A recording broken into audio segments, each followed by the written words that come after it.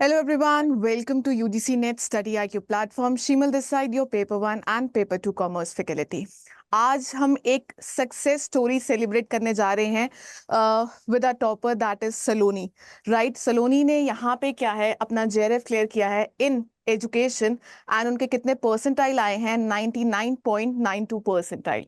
सो सबसे पहले तो many many congratulations to Saloni. Thanks a lot ma'am. Thank you ma'am.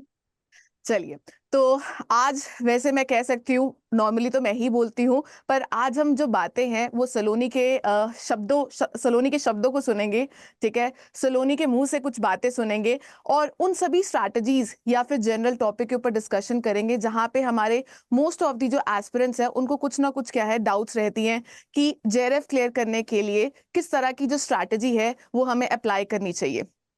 तो यहाँ पे हम उन सभी टॉपिक्स के ऊपर, सभी डाउट्स के ऊपर क्या है बात करेंगे सलोनी के साथ कि उनका ओवरऑल स्ट्रैटेजी क्या रहा था कि जिसकी वजह से क्या है उन्होंने अपना जो जेआरएफ है वो क्लियर कर पाए हैं। राइट, सो सबसे पहले before starting with today's session हम बोलेंगे कि सलोनी आप प्लीज अपने आप को इंट्रोड्यूस करें। ठीक है, और फिर उसके बाद वन बाय वन करके क्या है हम जो अपनी डिस्कशन है उसको कंटिन्यू करते हुए चलेंगे। Over to you Saloni. Hello everyone, my name is Saloni Patel. I have qualified my UGC NET JRF with 99.92 percentile. I have done my graduation, I have done my post graduation, that is MA Education from Lucknow University, and now the result is in front of you. Actually, I have given three times NET. In my second semester, I gave my NET and I qualified it, but JRF नहीं हो पाया था. Then in second attempt I qualified my JRF, but I was just near cut off. तो मुझे बहुत अच्छी अपनी performance नहीं लगी. I thought I can do better. Then I tried third time, and now in my fourth semester I qualified JRF with 224 marks. So it is nice now. I am happy now. चलिए, तो इसका मतलब ये भी है कि बच्चा सलोनी जो है अभी हमारे मास्टर्स कर रहा है, क्योंकि आपने जैसे कि बोला कि आप फोर्थ सेम में हैं और आपने अपना जो जेआरएफ है वो क्वालिफाई किया है in your third attempt, right Saloni? Yes ma'am. JRF ma'am second attempt में हो चुका था, बट मार्क्स मेरे बहुत अच्छे नहीं थे. और अभी जस्ट MA मैम कंप्लीट हो चुका है. When I got result of JRF तो MA तब तक कंप्लीट हो चुका था. एमए भी कंप्लीट हो गया है। तो इस यस. बारी सलोनी का जो कहते हैं कि उन्होंने पहली बारी में नेट क्वालिफाई किया था, सेकंड टाइम में जेआरएफ क्वालिफाई किया था, बट वो क्या था एज पे था, बिकॉज आपको लगता है ना शायद से तुक्का लग गया तो आप सेटिस्फाइड नहीं यस रहते मैम. परफॉर्मेंस की वजह से। तो उन्होंने एक और अटेम्प्ट दिया जहां पे उन्होंने ऑल इंडिया रैंक क्या है हासिल किया है, and she have achieved all India rank 30। So this yes is a ma'am. Great achievement. तो काफी बच्चे मुझसे पूछते हैं कि मैम ये जो बच्चे बार बार नेट देते हैं क्यों देते हैं, हमारी कट ऑफ इससे हाई जाती है, राइट? तो ऐसा नहीं है, वो आपकी कट ऑफ हाई करने के लिए नहीं अटेम्प्ट्स देते हैं, बट यस क्योंकि उनका मकसद, उनका ड्रीम होता है जेआरएफ को अचीव करना। ठीक है, सो वो तब तक अपने ड्रीम के पीछे भागते हैं जब तक वो उस ड्रीम को क्या है अचीव नहीं कर लेते, right Saloni? Yes ma'am, exactly. अब तो मैम ऐसा है कि जो BHU है वो भी लेटेस्ट JRF या लेटेस्ट नेट को ही मांग रहा है. उसने अपने नोटिफिकेशन में लिखा है कि वो जून 2024 वाले अटेम्प्ट्स के जो बच्चे हैं उनको ही लेगा. तो अब तो और ज्यादा जरूरी हो गया है कि जब तक एडमिशन नहीं हो जाता है PhD में तब तक तो ट्राई करना ही करना चाहिए. बिल्कुल बिल्कुल, उन्होंने क्योंकि जो रीसेंट जिन्होंने एग्जाम दिया है जून यस 2024 वाला मैम. वो सिर्फ उन्हीं को कंसिडर कर ले हैं। यस तो मैम. ये भी एक बहुत मेजर फैक्टर है जहां पे काफी बच्चे परेशान है कि भाई हम क्यों नहीं एडमिशन ले सकते पीएचडी में, कि अगर जेआरएफ अवार्ड लेटर वैलिड है फॉर 3 इयर्स तो भाई हमें भी कंसिडर करो। This is not fair on the part of the organisation. तो चलिए, फिलहाल हम इसके ऊपर बात नहीं करेंगे कि क्या सही था क्या नहीं था, बीएचयू ने ऐसे क्यों किया, बट यस आज हम क्या है सिर्फ आप ही की बातें करेंगे और आपकी क्या स्ट्रैटेजी रही है वो क्या है उसकी बात करेंगे। तो सबसे पहले सलोनी मैं आपसे पूछना चाहूंगी, आपने जैसे आप बोल रहे हो कि आपने 3 अटेम्प्ट्स दिए हैं, तो लगभग आप 1-2 साल से क्या है तैयारी कर रहे हैं इस यूजीसी नेट की, राइट? तो आपका yes ma'am. Basically daily routine क्या था पढ़ाई का? मैम पहले तो यूनिवर्सिटी भी जाना होता है, तो मैं रूम लेके रहती हूँ. तो I make my breakfast by me. Then मैं सुबह 10 बजे जाती हूँ, सुबह 9 बजे जाती हूँ यूनिवर्सिटी, क्योंकि 10 से 4 यूनिवर्सिटी की टाइमिंग है. फिर मैम 5 बजे मैं घर आती हूँ, तो I do let night study क्योंकि दिन में उतना टाइम मिलता नहीं है. तो फिर मैं यूनिवर्सिटी से आके फिर अपना जो भी कुछ लंच वगैरह, फिर मैं रात को मोस्टली 6 to 10 या फिर 6 to 12, 6 to 11 ऐसे पढ़ती हूँ, और फिर सुबह एक आधा घंटा का अगर टाइम मिलता है, मतलब 6 आवर्स मैं निकाल लेती हूँ अपने रूटीन से for the preparation of net और जेआरएफ। तो जितने भी बच्चे आज इस सक्सेस स्टोरी को सुन रहे हैं और बोलते हैं कि मैम हमसे नहीं होता, हम यहाँ पे उलझे हुए हैं, आप देख सकते हो बच्चा यूनिवर्सिटी भी जा रहा था, अपना खाना भी खुद बना रहा था और अपना पढ़ाई के लिए जो है वो टाइम भी निकाल रहा था, है ना। इनफैक्ट सलोनी के अलावा भी मुझे बहुत सारे मैसेजेस आए। इनफैक्ट एक मॉम का मैसेज भी आया कि उन्होंने भी क्या है, she is a full time housewife, वो एक खुद में ही बहुत बड़ा टास्क होता है, उनके 2 बच्चे भी है, उनको भी संभालना होता है, और उसके बावजूद उन्होंने टाइम निकाला और अपना जो नेट है वो क्वालिफाई किया। और सिमिलरली आपको एक और मोटिवेशनल फैक्टर मिल रहा है कि यूनिवर्सिटी जाना, ठीक है ना, फुल टाइम आप रेगुलर यूनिवर्सिटी जा रहे हो, अपनी क्लासेस अटेंड कर रहे हो, उसके एग्जाम्स भी दे रहे हो, ठीक है, अपना घर भी संभाल रहे हो, और साथ ही में क्या है, एटलीस्ट 6 घंटे क्या है वो भी निकाल रहे हो अपनी जेआरएफ को क्वालिफाई करने के लिए। अब मैं, सलोनी ने 6 घंटे दिए, ठीक है, मैं ऐसा नहीं बोल सकती हूँ कि अगर आपको जेआरएफ क्वालिफाई करना है तो 6 घंटे ही देने पड़ेंगे। ये आई थिंक सो बच्चे टू बच्चा डिपेंड करता है कि वो कितनी देर में क्या चीज कर सकता है, राइट सलोनी? यस मैम, ऐसा कुछ नहीं है, स्टार्टिंग में ज्यादा टाइम देना पड़ रहा था मुझे, 1 से 1.5 साल हो गया है प्रिपरेशन करते करते। तो ma'am depends on the person कि वो कितना टाइम लेता है या लेती है अपनी प्रिपरेशन करने में। कुछ लोग मैम 6 घंटे से भी कम में कर लेते हैं, और कुछ को उससे भी ज्यादा चाहिए होता है, तो depends on individual, the preparation of timing में वेरी। तो सलोनी, क्या आप स्टार्टिंग से ही 6 आवर्स डेडिकेट करते थे अपने पेपर 1 और पेपर 2 के लिए, या फिर ये टाइमिंग्स रिड्यूस हुई थी जब आपने सेकेंड या थर्ड अटेम्प्ट में जाना स्टार्ट किया? मतलब जो अभी बिगिनर्स है तो क्या उनके लिए कम टाइम लगता है? पहले आप कितना नहीं टाइम मैम, डिवोट करते थे प्रिपरेशन में नहीं मैम, टेक्निकली? बिगिनर्स को थोड़ा सा ज्यादा टाइम लगता है, क्योंकि ऐसा हो जाता है कि स्टार्टिंग में हमें कोई नॉलेज नहीं होती है, कोई डायरेक्शन नहीं होता है, गाइड नहीं होता है करने वाला। तो हमें थोड़ा सा टाइम लगता है रिसोर्सेज को ढूंढने में, और फिर मतलब कैसे स्टार्टिंग करनी है। The main difficulty is that starting कैसे करनी है। एक बार स्टार्टिंग हो जाती है तो फिर जर्नी आसान हो जाती है, पर मैम वो इनिशियल पॉइंट ही नहीं मिल पाता है कि कैसे स्टार्टिंग करनी है। तो स्टार्टिंग में थोड़ा सा ज्यादा टाइम लग जाता है, पर जब टीचर्स मिल जाते हैं, बहुत अच्छे से कंटेंट सिलेक्ट हो जाता है, फिर जर्नी इजी हो जाती है। पर टाइम बिल्कुल, कम क्योंकि तो नहीं देना होता है मैम, बिल्कुल बिकॉज स्टार्टिंग में जैसे बच्चों परफॉर्मेंस को, इंक्रीज। बिल्कुल स्टार्टिंग में जैसे बच्चों को हर चीज ऑर्गेनाइज वे में नहीं मिलती है, या फिर जो खुद से पढ़ रहे होते हैं, सेल्फ कोचिंग कर रहे यस होते हैं, या खुद से सर्च कर रहे होते हैं, तो उनको पहले टीचर को आइडेंटिफाई करने में कि उनको किससे पढ़ना है, किसका समझ आ रहा है। और फ्री कंटेंट हमेशा अवेलेबल तो होता है, बट वो अनस्ट्रक्चर्ड वे में होता है, आपको चीजें ढूंढनी यस पड़ती है, मेहनत करनी पड़ती है। वही आप अगर आप कॉम्प्रिहेंसिव पेड बैचेस में एनरोल होते हो तो वहां पे आपको मेहनत नहीं करनी पड़ती, हर चीज क्या है स्ट्रक्चर्ड वे में आपके सामने प्रेजेंट होती है। तो वो अगेन बच्चे टू बच्चा डिपेंड करता है कि वो किस तरह से पढ़ रहा है, खुद सेल्फ स्टडी कर रहा है, यस खुद चीजें ढूंढ रहा है, उसमें इतनी है क्षमता कि वो मैनेज कर सकता है, या फिर उसको कहता है मैंने प्लानिंग नहीं करनी, मुझे तो ऑर्गेनाइज वे में चाहिए। तो ये डिपेंड करता है again, right? Yes ma'am, yes ma'am. चलिए, नेक्स्ट क्वेश्चन मैं आपसे ये पूछना चाहूंगी, जैसे कि आपको पता है पेपर 1 और पेपर 2 हमारे दो एग्जाम्स रहते हैं, ठीक है। पेपर 1 जनरल रहता है जो सभी के लिए कॉमन रहता है, और पेपर 2 आपका सब्जेक्टिव था। तो बहुत बच्चों का क्वेश्चन ये भी रहता है कि पेपर 1 को कितना टाइम देना चाहिए और पेपर 2 को आप कितना टाइम देते थे। तो मैं जनरल पूछना चाहूंगी कि आपका मेजर जो 6 आवर्स या जितना भी आप पढ़ते थे, तो मेजोरिटी ऑफ टाइम आप किस में डेडिकेट करते थे? ऐसा होता था कि आप एक ही बारी में पेपर 2 करते थे फिर पेपर 1 करते थे, कि ये दोनों को साथ साथ लेकर चलते थे? मैम पेपर 1 और पेपर 2 को मैनेज करना इज लिटिल बिट डिफिकल्ट, क्योंकि पेपर 1 एकदम डिफरेंट होता है और पेपर 2 एकदम डिफरेंट होता है। बट प्रॉब्लम ये है, हमें साथ में लेके भी चलना है, we can't skip any paper. तो ऐसा होता है कि पेपर 1, मुझे बेसिकली पेपर 1 में टाइमिंग ज्यादा लगती है, पेपर 2 में थोड़ी सी कम लगती है, क्योंकि पेपर 2 अपना सब्जेक्ट स्पेसिफिक होता है, तो उसमें मेहनत थोड़ी सी कम लगती है। बट मैम पेपर 2 सारी यूनिट्स बहुत डिफरेंट है, जैसे लॉजिकल रीजनिंग हो गई, paper 1। Quite difficult unit, quite difficult unit for me. तो लॉजिकल रीजनिंग हो गई, या फिर पीपल डेवलपमेंट एनवायरनमेंट हो गया, ये सब मैम बहुत डिफरेंट डिफरेंट, मतलब जो पेपर 1 की यूनिट्स भी हैं, वो भी एक दूसरे से कनेक्टेड बहुत ज्यादा नहीं लगती हैं, बहुत डिफरेंट डिफरेंट सी लगती है। टीचिंग एप्टीट्यूड हो गया, रिसर्च हो गया, कम्युनिकेशन हो गया। तो पेपर 1 को मैं स्पेशली ज्यादा टाइम देती थी। ये भी ma'am individual to individual vary कर सकता है कि कौन पेपर 1 को टाइमिंग ज्यादा दे रहा है या कौन पेपर 2 को ज्यादा दे रहा है। मुझे पेपर 1 में टाइम ज्यादा लगता था। जैसे कि हाँ, मुझे भी ऐसा लगता है कि पेपर टू, जैसे मेरा कॉमर्स है, ठीक है, तो मुझे लगता है कि यस। कॉमर्स हमने बीकॉम में भी की है, एमकॉम में भी किया है, तो उस मटेरियल से ना हम थोड़ा नोन होते हैं, तो पढ़ने में हमें यस। चीजें पता होती है। पेपर वन टोटली हमने कभी नहीं पढ़ा होता, तो थोड़ा सा हमें एफर्ट ज्यादा लगाने पड़ते हैं। चलिए, यस। ये बात तो है।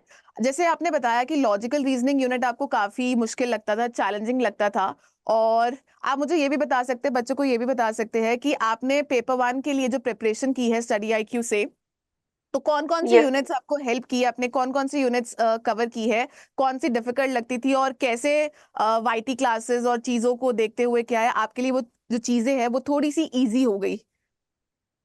मैम, जो स्पेशली मैं दो यूनिट्स का ज्यादा बात करूंगी, लॉजिकल रीजनिंग और people development environment. Logical reasoning बहुत ज्यादा कंफ्यूजिंग है, उसमें समझ ही नहीं आता है कि कैसे करना है, ये क्या है, मतलब इतना ज्यादा कंफ्यूजन है उसमें। एकदम कंफ्यूज हो जाते हैं। तो मैंने लॉजिकल रीजनिंग आपसे पढ़ी है, पीपल डेवलपमेंट एनवायरनमेंट आपसे कवर किया है, टीचिंग एप्टीट्यूड भी आपने कहीं कहीं पे पढ़ाया है, तो वो भी बहुत अच्छा आपने कवर किया है। कम्युनिकेशन हो गया, people development environment, higher education, ये सारी यूनिट्स आपने कॉन्सेप्ट्स कराए हैं, आपने थ्योरी कराई है। तो जब जी, मैंने लॉजिकल रीजनिंग की आपकी क्लास देखी, तो मैंने कहा हाँ, ये देखो समझ आ रहा है। वो आपने स्टार्टिंग में inductive reasoning, deductive reasoning, strong, weak, sound, unsound, वो मैम मैंने टेबल प्रॉपर अपने नोट्स में बनाई थी, और फिर वो मुझे रट गया था, तो कंटेंट ढूंढना थोड़ा सा मुश्किल हो जाता है। और मैम, पीपल डेवलपमेंट एनवायरनमेंट बहुत वास्ट यूनिट है, उसको कितना भी कवर कर लो ऐसा लगता है कम ही है, कम ही है। बिल्कुल। वो बहुत, उसमें लेटेस्ट भी पूछ लेते हैं, करंट अफेयर्स भी पूछ लेते हैं। पीपल डेवलपमेंट एनवायरनमेंट में मुझे ये याद है, आपने एसडीजी गोल्स लर्न कराए थे फ्यू वीआई कैनॉल से, और मैम बिल्कुल। वो क्वेश्चन फंसा था, वो क्वेश्चन पेपर वन में आया था, एसडीजी की मैचिंग आई थी। तो वो मुझे ट्रिक याद थी, मैंने कहा ट्रिक लगाओ, एंड इट वाज राइट, वो मेरा आंसर सही हो गया था। तो पेपर वन को मैनेज करना थोड़ा सा मुश्किल है, पर जब कंटेंट अच्छा मिल जाता है तो मैम वो भी मुश्किल नहीं रहता है, सब अच्छे से हो जाता है। सही। कम्युनिकेशन आपने बहुत न्यू कॉन्सेप्ट्स कराए हैं कम्युनिकेशन में भी, और वो पेपर में आ भी रहे हैं। तो मैम, जी। मुझे बहुत हेल्प मिली, जो आपके कॉन्सेप्ट्स क्लासेस थे स्टडी आईक्यू पे, उससे मुझे बहुत हेल्प मिली। Thanks a lot for that. Thank you. बाकी मेरी कोशिश यही रहती है कि मैं न्यू कॉन्सेप्ट्स को ऐड करती रहूं, या जो भी लेटेस्ट एग्जाम हुए हैं, ठीक है, बच्चों को वो जरूर प्रोवाइड करूं, क्योंकि वहां से रिलेटेड क्या है, कुछ ना कुछ आता ही है जो आपकी नेक्स्ट एग्जाम में भी जरूर पूछा जाता है, तो चीजें कहीं ना कहीं कोरिलेट लिंक करती हैं। सो एज अ टीचर मेरा एफर्ट है कि आपको लेटेस्ट टू लेटेस्ट चीजें करवाऊं जो आपके एग्जाम पॉइंट ऑफ व्यू से क्या है, हेल्प हो सके। यहाँ पे मेरा एक और सवाल है। आप नॉर्मली, जैसे आपको पता है कि हमारा जो ये एग्जाम है दो बारी होता है साल में, है ना, जून और दिसंबर यस। एग्जाम में। फाइन, तो यस। अप्रोक्सीमेटली हम लगा सकते हैं कि 4 to 5 मंथ्स टोटली मिलते हैं आपको for paper one and paper two. तो यस मैम। आप अपना जो स्टडी टेबल बनाते हैं, टाइम टेबल बनाते हैं, तो आपने क्या एंड तक सिर्फ अपना सिलेबस ही कंप्लीट किया था, या उसको पहले ही कंप्लीट कर लिया था, और फिर आपने रिवीजन किस तरह से करी थी? मुझे वो जानना है, क्योंकि मुझे इतना पता है कि अगर आपको एग्जाम क्लियर करना है ना, revision plays a very important part. तो बच्चों का सवाल पता क्या रहता है कि मैम पहले हम सारा सिलेबस कंप्लीट करें फिर रिवीजन करें, ठीक है, या जो जो यूनिट्स कर रहे हैं साथ साथ रिवाइज करें, या कितनी बार रिवीजन करें कि भाई हमें चीजें क्या है रिटेन हो सके? तो मुझे थोड़ा सा ना रिवीजन स्ट्रैटेजी के बारे में बताया कि जो बच्चों को भी हेल्प हो सकती है। तो आपका क्या ओवरऑल स्ट्रैटेजी था रिवीजन के लिए? मैम, सबसे पहले जब मैंने यूट्यूब से क्लासेस देखना शुरू करी, तो मैंने सबसे पहले क्लास के साथ साथ मैंने नोट्स बनाए। तो मैम, पहली बार में ऐसा होता है, अगर आप क्लास देख रहे हो और नोट्स बना रहे हो, तो एक ही चीज हो पाती है, समझ नहीं आता है, नोट्स बन जाते हैं। फिर आप क्लास देख रहे हो तो क्लास बहुत अच्छे से समझ आती है, नोट्स नहीं बन पाते हैं। तो मैम, मैं फर्स्ट टाइम में क्लास देखती जाती थी और नोट्स बनाती थी। पूरे A4 शीट पे सारे कॉन्सेप्ट्स लिखती थी, जो भी क्लास में थ्योरेटिकल पोर्शन जो भी कराया जाता था, मैं सारे कॉन्सेप्ट्स लिखती थी। उसके बाद में फिर जब वो मेरे नोट्स बन जाते थे, फिर मैं वो क्लास फिर से देखती थी। फिर वो मुझे नोट्स भी बहुत अच्छे से समझ आते थे और क्लास भी बहुत अच्छे से समझ आती थी। तो मैम, ऐसे ही मैंने प्रॉपर सारी यूनिट्स के नोट्स बनाए थे, पूरा सिलेबस एक बार गो थ्रू किया था, फिर सिलेबस के जितने भी पॉइंट्स थे सारे मैंने नोट्स बनाए थे। तो मैं मेरे बहुत ज्यादा नोट्स हो चुके थे, इतने सारे नोट्स हो गए थे। अब उनको रिवीजन करना थोड़ा सा डिफिकल्ट टास्क था। स्टार्टिंग में तो मैं रिवीजन कर रही थी, बट एट लास्ट जब मैं सोच रही थी कि एकदम बहुत अच्छे से रिवीजन कैसे हो पाएगा, बहुत क्विक रिवीजन, फिर मैंने उन नोट्स को बहुत कम पेजेस में कन्वर्ट किया, बहुत शॉर्ट नोट्स में कन्वर्ट किया, और वो मैं एंड मोमेंट तक पढ़ती ही रहती थी, सेंटर तक पहुंचने तक, कि नहीं, मे भी कुछ फंस जाए, मे भी कुछ फंस जाए, कहीं भूल ना जाऊं, कहीं भूल ना जाऊं।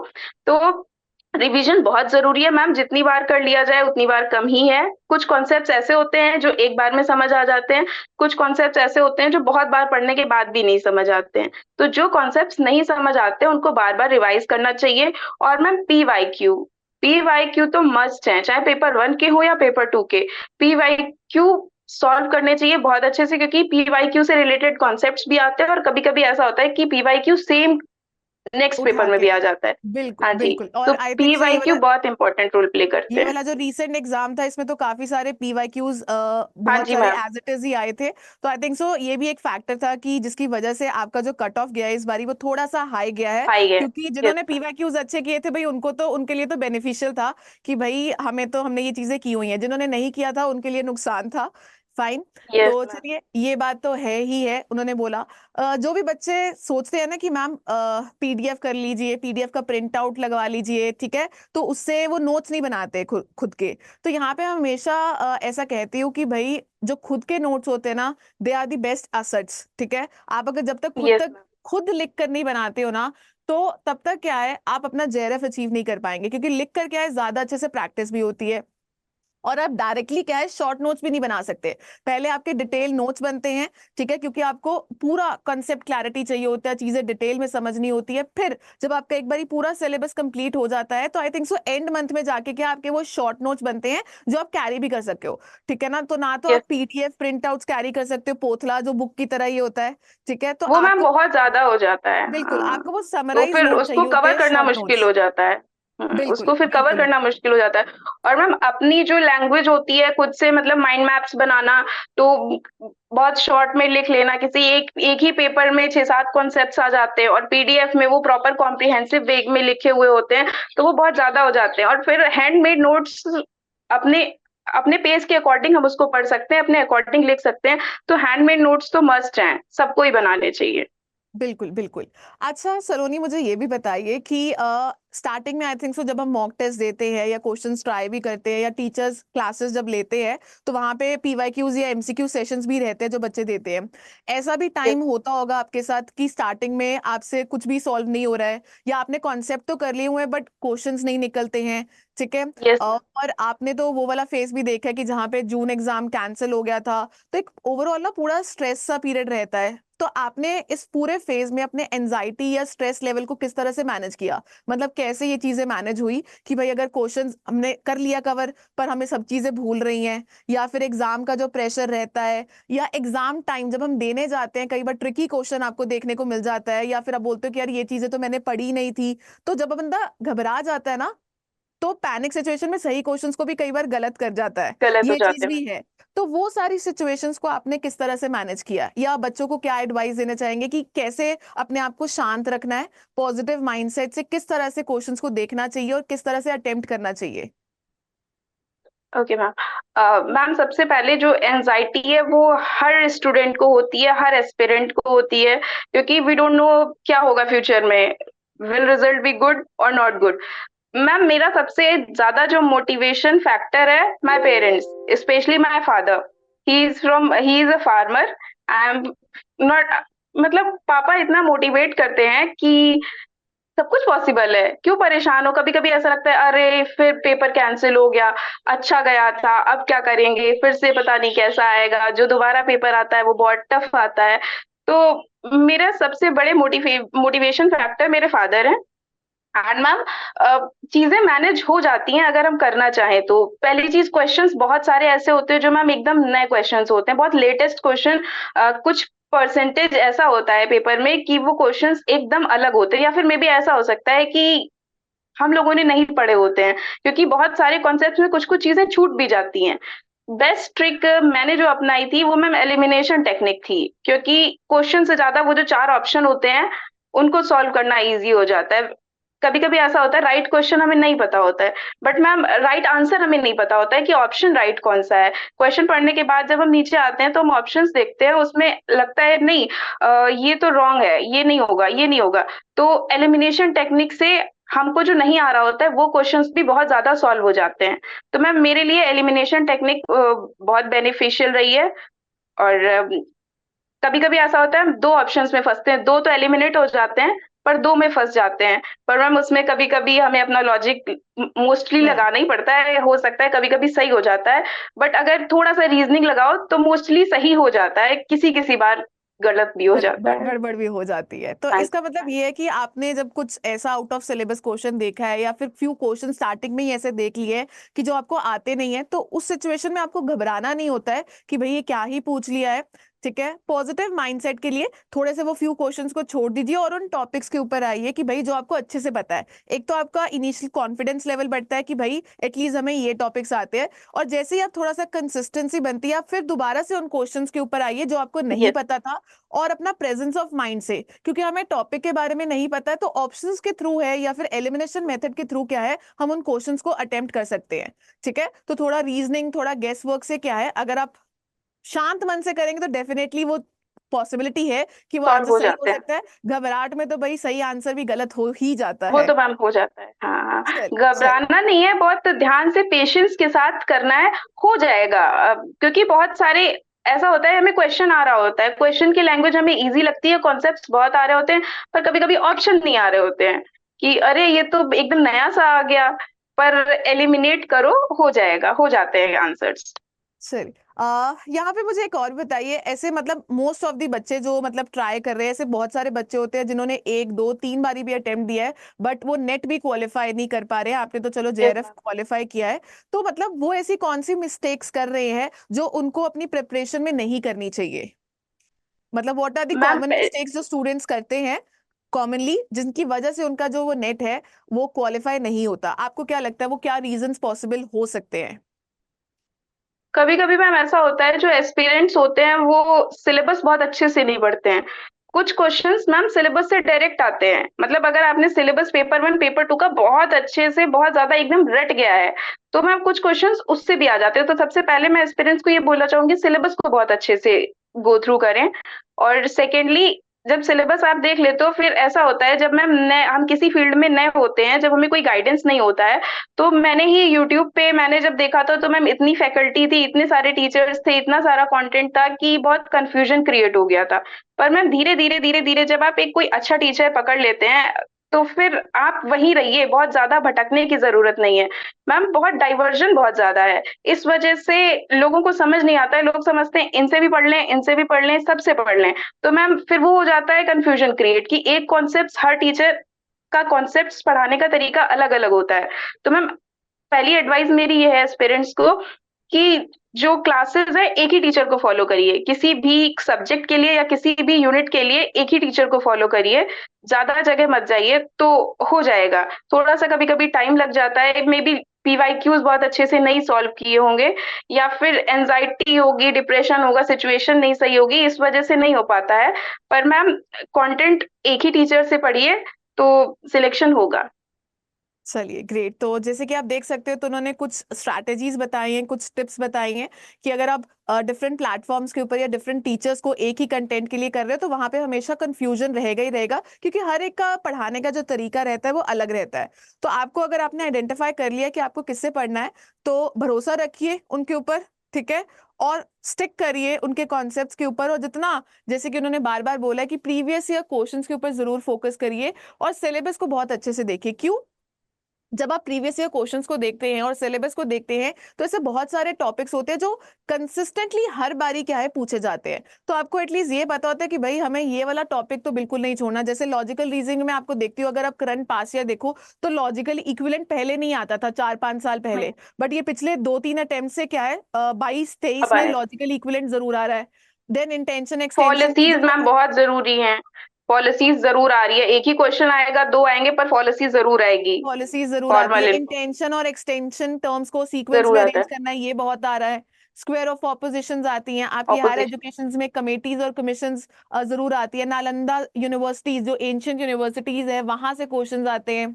ठीक है, अगर मैं पीपल डेवलपमेंट एनवायरनमेंट की बात करूं तो वहां से पॉल्यूटेंट से हमेशा आता है, एमडीजीज यस। एसडीजी से हमेशा क्वेश्चंस आते हैं। तो ऐसे कुछ फ्यू टॉपिक्स है जहां से हर बारी क्वेश्चंस पूछे जाते हैं। अगर आप उनको भी करके नहीं जा रहे हो या फिर ऊपर ऊपर से पढ़ के जा रहे हो तो वही इसका मतलब है कि हम समझ ही नहीं पाए हैं एनटीए को।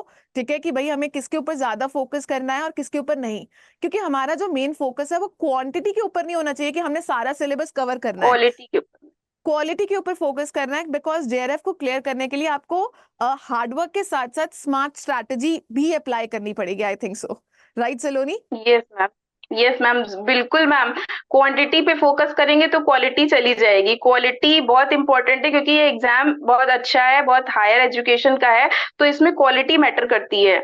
बहुत सारे कॉन्सेप्ट्स एकदम नए लेटेस्ट पूछे जाते हैं, तो हमें हमेशा ट्रेड एक मैम एक चीज मैं और ये बोलूंगी कि ट्रेडिशनल मेथड पे नहीं चलना है कि जो सिलेबस है ऊपर ऊपर से हमने पढ़ लिया, नहीं, वो उसके अंदर से जैसे कभी कभी गूगल पे जाओ, उसकी ऑर्गेनाइजेशन को देखो तो उसमें बहुत अंदर तक जाके क्वेश्चंस पूछते हैं, किसी की बीच बीच की लाइंस को उठा लेते हैं। तो हमें बहुत डीप पढ़ने की जरूरत है, सरफेस लेवल पे पढ़ने से काम नहीं चलेगा, बहुत ज्यादा डीप पढ़ने की जरूरत है। और जो रिसेंट ट्रेंड्स, मतलब कोई भी टॉपिक सिलेबस में दिया गया है, उसके जो रिसेंट जो करंट अफेयर्स है उस टॉपिक की, उसे हमें जरूर पढ़ना चाहिए। स्पेशली पेपर 1 के लिए, जैसे पीपल डेवलपमेंट एनवायरनमेंट हो गया, उसके लिए तो स्पेशल रिकमेंडेशन। हायर एजुकेशन, अब तो मैम बहुत अलग अलग सी यूनिवर्सिटीज पूछी जाने लगी हैं, बिल्कुल तो करंट टॉपिक से हमें कनेक्टेड रहना पड़ेगा।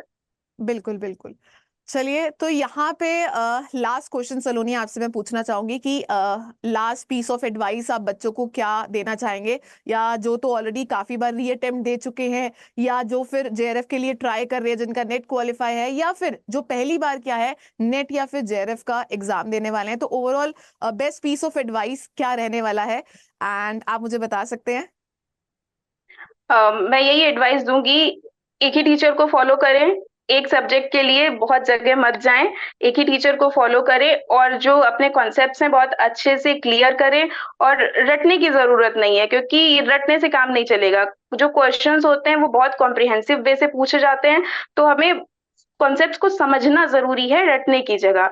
तो मैं ये रिकमेंडेशन दूंगी, और बाकी बहुत ज्यादा टफ नहीं है कुछ भी, मैं कर सकती हूँ तो आप सब कर सकते हैं। इट्स इजी, समझने की जरूरत है और एक ही डायरेक्शन में जाने की जरूरत है, बहुत ज्यादा डाइवर्जन या भटकने की जरूरत नहीं है, हो जाएगा। और पीवाई क्यूज तो वेरी इंपॉर्टेंट, वो तो करने ही करने हैं, जितने भी साल के कर पाइए जरूर करिए। और यूट्यूब पे तो टीचर्स कराते ही हैं मैम, तो बहुत सारे पीवाईक्यूज अलग अलग शिफ्ट के, जो भी ऑनलाइन शिफ्ट में जितनी भी शिफ्ट्स होती हैं, मैम सारे पीवाईक्यूज कराती हैं। और उसके क्वेश्चन के साथ साथ अगर यूट्यूब से आप पीवाईक्यूज कर रहे हैं, तो उसके साथ ये जो मैम है वो कॉन्सेप्ट्स को, एक क्वेश्चन के सारे कॉन्सेप्ट्स को एक्सप्लेन करती हैं। तो सारे पीवाईक्यूज को गो थ्रू करिए, चाहे वो अभी जो ऑनलाइन पेपर हो रहा है वो वाले हो, या फिर पहले ऑफलाइन होता था वो वाले, सारे आप पीवाईक्यूज जरूर करिए। उससे चल कॉन्सेप्ट्स क्लियर होंगे, डीपर अंडरस्टैंडिंग होगी। चलिए, ग्रेट। तो देख सकते हैं आप, आज जैसे कि सलोनी ने बताया कि मैं आपको पेपर 1 पढ़ाती हूँ और उन्होंने हमसे पेपर 1 ही किया है, ठीक है, जिसकी वजह से क्या है, उन्होंने अपना जो जेआरएफ है वो क्वालिफाई किया है। सो अगर आप फ्री क्लासेस देखना चाहते हैं तब भी आपके लिए बेनिफिशियल है, और अगर आप हमारी पेड क्लासेस में आना चाहते हैं तो भी आपके लिए क्या है, ये पूरा जो कोर्स है वो बेनिफिशियल रहने वाला है। यूट्यूब की टाइमिंग्स मैं आपको बता सकती हूँ कि हमारी जो यूट्यूब क्लासेस होती है पेपर 1 के लिए होती है Monday, Wednesday and Friday live at 6:30 PM। और अगर आप कॉमर्स के स्टूडेंट हैं तो पेपर 2 कॉमर्स की क्लासेस हमारी होती है मंडे से फ्राइडे लाइव एट 3 PM। बाकी आप मुझे फॉलो भी कर सकते हैं मेरे टेलीग्राम ग्रुप पे, सिंपली सर्च फॉर शीमल भागी, जहाँ पे आपको मेरी क्लासेस से रिलेटेड सभी अपडेट्स मिल जाएंगी, और यूजीसी नेट से रिलेटेड क्या है लेटेस्ट नोटिफिकेशंस भी मिल जाएंगी। तो आई थिंक सो हमें आज के सेशन में काफी इंपॉर्टेंट चीजें डिस्कस करने को मिली हैं विद सलोनी, जिसकी वजह से उन्होंने अपना जो प्रिपरेशन जेआरएफ क्वालिफाई किया है। और आई थिंक सो ये जितनी भी piece of advices which is given by the Saloni, वो बाकी एस्पिरेंट्स को भी कहीं ना कहीं क्या है हेल्प करेंगी, ठीक है, जिसकी वजह से वो भी आई थिंक सो अपना जो जेआरएफ का सपना है वो पूरा कर पाएंगे। राइट सलोनी? तो यहाँ पे यस। मेरी तरफ से और आई थिंक सो सलोनी की तरफ से सभी को best wishes for their further exam. और क्योंकि फर्दर एग्जाम हमें पता है दिसंबर में हो ही जाएगा, स्टार्टिंग में नहीं होगा, but I think so by the end of December या थर्ड वीक में पॉसिबली कंडक्ट हो जाएगा, तो आपके पास बहुत कम समय बचा है अपनी तैयारी करने के लिए। तो इस टाइम का बेस्ट यूटिलाइज करिए, ठीक है। और मैं चाहूंगी कि जो भी एस्पिरेंट्स आज के सेशन को सुन रहे हैं, ठीक है, मैं आपके साथ भी ऐसा इंटरव्यू कंडक्ट करना चाहूंगी, ठीक है। और आई थिंक सो ये कितना बड़ा सेलिब्रेशन रहता है, कितना प्राउड मोमेंट रहता है फैमिली के लिए, खुद के लिए भी, कि भाई जहां से हमने पढ़ा है वहां पे टीचर्स आपको सेलिब्रेट कर रहे हैं। न्यूज़पेपर में आपके लिए, आई थिंक सो सलोनी ने मेरे साथ डिस्कस भी किया था कि मैम मेरी न्यूज़पेपर में भी फोटो छपी है और मुझे मतलब सेलिब्रेट किया गया है कि हमारे विलेज में क्या है, आई एम द वन जिसने जेआरएफ क्वालिफाई किया। तो एक बहुत ही ज्यादा प्राउड मोमेंट होता है फॉर दी सोसाइटी जहाँ पे आप रह रहे हो, प्लस आपकी फैमिली के लिए जिन्होंने आपके क्योंकि वो मेहनत सिर्फ आपकी नहीं होती है, ठीक है, वो आपके पेरेंट्स की भी होती है, आपके फ्रेंड्स की भी होती है, आपके जितने क्लासमेट्स फेलोमेट्स हैं, क्योंकि इस पूरी जर्नी में आप किसी फ्रेंड से भी डिस्कशन करते हो, कई बार कॉन्सेप्ट्स में अट जाते हो तो वो भी हेल्प करते हैं। ठीक है, मदर एंड फादर जो होते हैं, माता पिता होते हैं, डायरेक्टली कंट्रीब्यूट नहीं करते हैं आपकी पढ़ाई में, बट यस आपको टाइम से खाना दे रहे हैं, ठीक है, आप कोई एक्स्ट्रा काम नहीं कर रहे हो, आपको मोटिवेट कर रहे हैं, तो उनका भी बहुत एफर्ट्स रहते हैं, ठीक है, उनका भी मोटिवेशन रहता है, ठीक है, आपकी जर्नी में कंट्रीब्यूशन रहता है। आई थिंक सो ये सभी लोग मिला के क्या है, ओवरऑल जर्नी में आपकी सक्सेस जर्नी में क्या है, उतने ही हिस्सेदार हैं जितने कि हम या फिर कोई और लोग हैं। Right Saloni? Yes, ma'am, exactly. Parents, friends, these all are the helping hands जो हमें बहुत आगे तक पहुंचाते हैं, हमारी जर्नी बहुत अच्छी बनाते हैं। तो पेरेंट्स को तो भूलना ही नहीं है और फ्रेंड्स को भी नहीं भूलना है, किसी को नहीं भूलना है, इनको सबको साथ लेके चलना है और definitely everyone will get success. चलिए, तो यहीं पे समाप्त करते हैं आज का session. Don't forget to like this session and subscribe to our channel if you are new to this platform. Thank you Saloni, thank you for being with us, fine, and best of luck for thank your you ma'am. Future endeavours. Right, चलिए, thank you ma'am. चलिए, bye bye, see ya. Bye ma'am.